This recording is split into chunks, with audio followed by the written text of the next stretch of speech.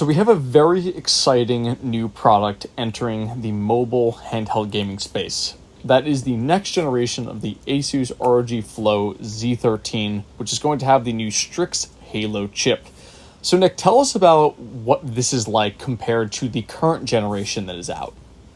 Yeah, so this is really fascinating. I saw the article pop up and I immediately sent you the link because the original of this device, let's go to that real quick.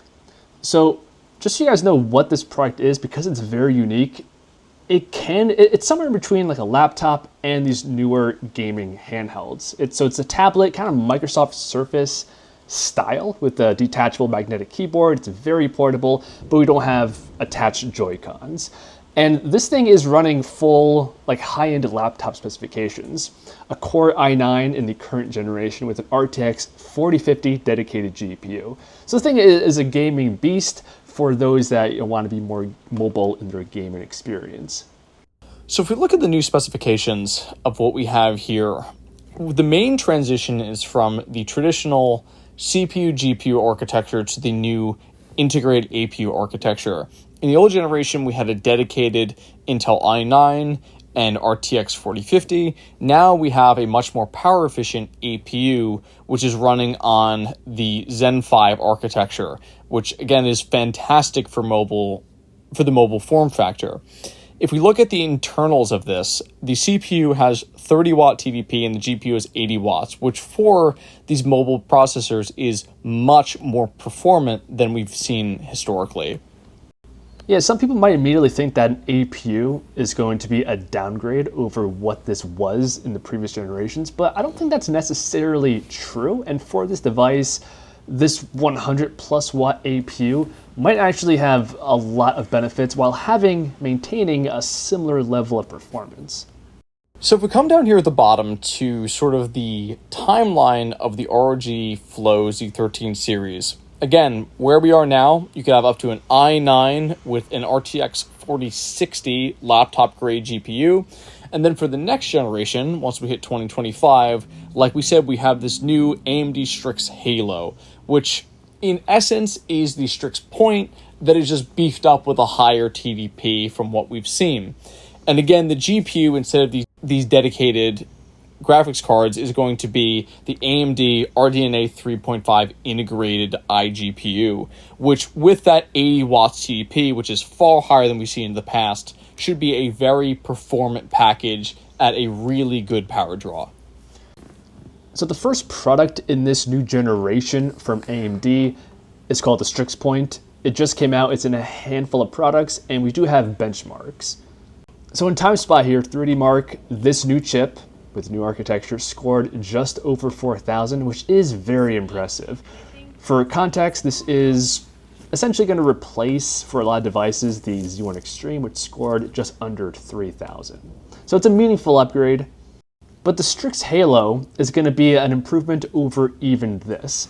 It's running the same architecture, same generation, but it just has way more power. We're talking over 100 watts. So an important thing I think we should take into account is the current state of performance in these mobile GPUs compared to where they're going. If we look at the Ryzen Z1 Extreme, which is in so many of these handhelds, we have around 2,900 points in TimeSpy.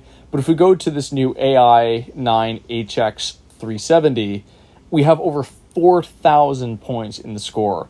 This is getting into a truly desktop grade of performance. And if we even go over one further to the 3050, the RTX 3050, which is true desktop class, it is only about 800 points more, which I understand is a decent amount, but you have to realize the power draws between those two.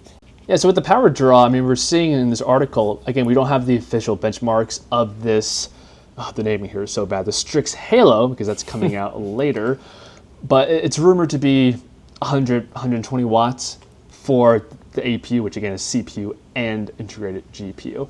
And the current generation Z13 that had the i9, the RTX 4050, I mean, the combined power draw there has to be closer to 200 watts. So if we can get close to that level of performance, which I think most people would agree is fine for most games in this kind of mobile form factor, but just have double the efficiency, that'll be a solid upgrade. The handheld class of mobile gaming is going in a really impressive direction.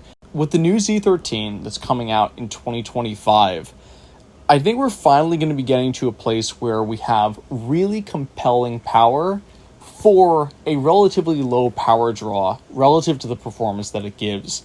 And that's something we haven't seen in a lot of these other devices, which are usually relatively underperformant compared to what people are used to.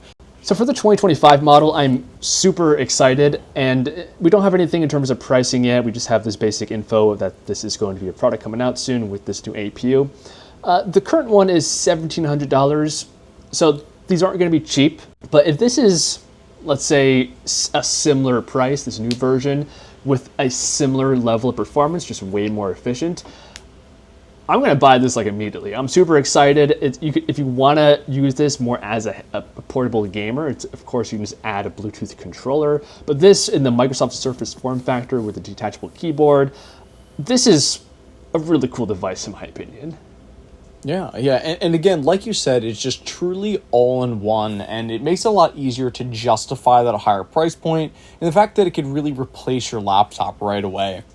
Easily. This could easily replace a laptop. I mean, it's laptop size, the performance. Yeah, it's a great device.